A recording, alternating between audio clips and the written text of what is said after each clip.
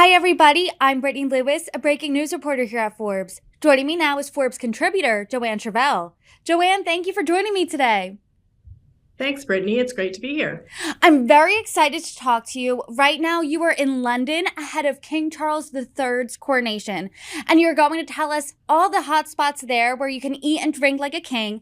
But before that, can you give us a sense of what you're feeling on the ground? Are people excited? What is the sense in London? Well, it's kind of interesting. I think feelings are a bit mixed about the monarchy, which I'm sure you've read about and know, especially among the younger people. But everybody's looking forward to having the extra day off. Monday's a holiday, so that's definitely a bonus. But the cost of living crisis here is quite bad. So people are worried about the extravagance, the cost of the coronation. But saying all that, it does provide a momentary escape. And I think people are quite excited at such a historic event. It's been 70 years since the last coronation. The last coronation was in 1953 when Queen Elizabeth was crowned. So how is the city preparing for the big celebrations ahead? Well, we're expecting a lot of visitors, probably about 1 million visitors are expected this weekend. And a lot of them are coming from the US. Apparently, according to Visit Britain, US bookings are up 10% since May of 2019 before the pandemic. So we have to be prepared. There's tons to do, lots of decorations, street parties, festivities everywhere. And one of the really cool things is there are rows of Union Jacks flying over a lot of the streets, like Bond Street, Regent Street, and Oxford Street. Those are really impressive ones. There's floral arrangements, coronation-themed food and drinks, as you already said, in all the restaurants and bars. It's going to be really crowded on the streets on the actual day of the coronation on Saturday. So they've got great big huge screens that have been erected in parks and squares. So if you can't actually see the carriage on the street, you'll be able to see it from a big screen in one of the parks. And there's also going to be a fly pass of 60 military jets. So everybody should be able to see that. That'll be after the coronation has happened. And kind of a fun thing is there'll be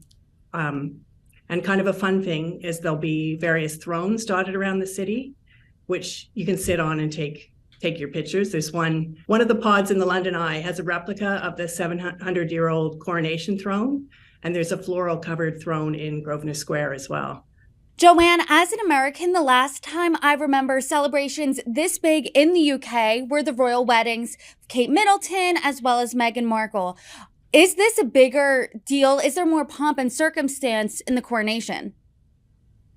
Yeah, I'd say for sure there's more pomp and circumstance. It's a really historic event. It's been 70 years since the Queen's coronation in 1953. This is, of historical significance. I don't know if you'd say the same thing about the weddings in terms of how people feel about it. Maybe younger people enjoyed the weddings more than they'd enjoy this, but I think this is the more important event. I do want to talk about right now where you're sitting, and you're sitting in the historic Goring Hotel. And the room that you're sitting in has some history too. Can you tell us about it? Yes, actually, it's where Winston Churchill held meetings with all the heads of state during the Second World War. So yes, it's very historic. The hotel is historic. It's been here since 1910. It's owned by the same family that opened it in 1910, and every monarch has been through the door of the hotel. And specifically related to Charles, in 1948, the Goring pastry chefs baked a cake for his christening, and he also had his 60th birthday celebrations here, and all the crowned heads of Europe had lunch at the Goring. So the ties here between King Charles and the hotel date close back to 75 years, but you write for Forbes that the hotel is the only hotel to have a royal warrant. Can you explain what that means? Yes, the royal warrant is what allows businesses to trade with the royal household and to use the royal coat of arms on their products. And yeah, the Goring is the only hospitality outlet that has that. And how is the Goring celebrating this weekend?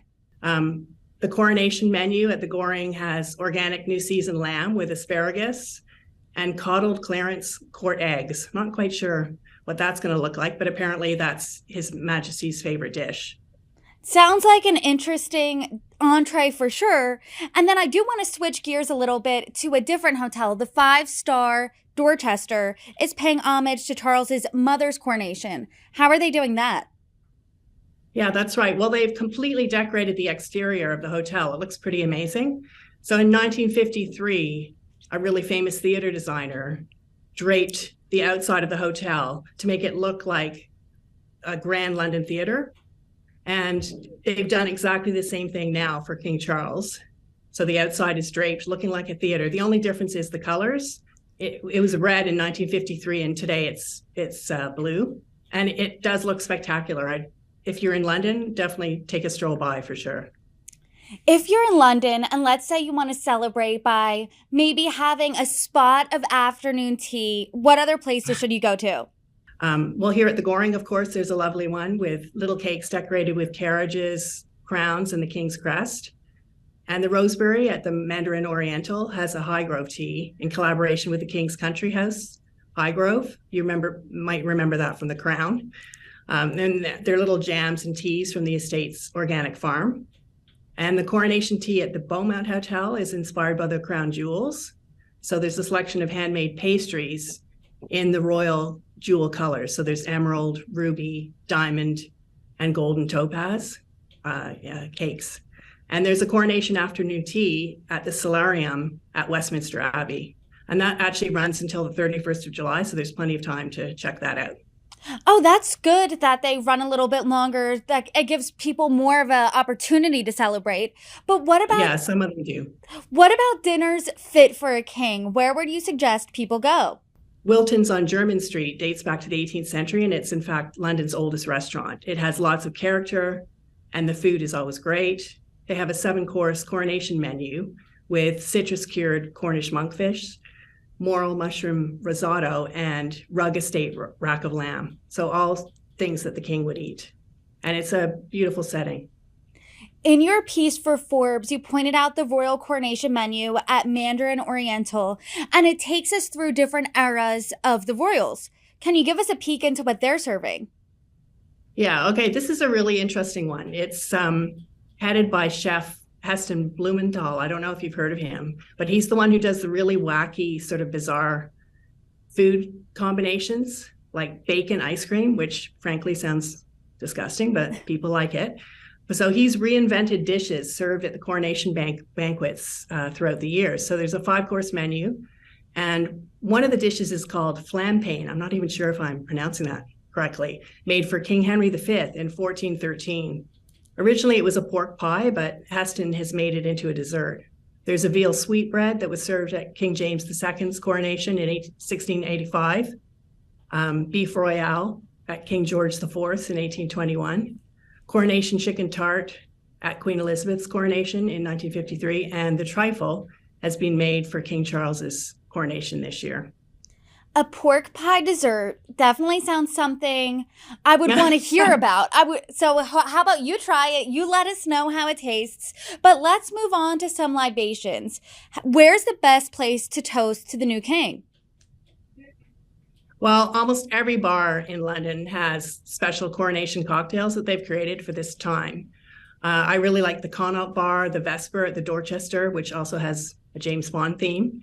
Or Claridge's is really great too.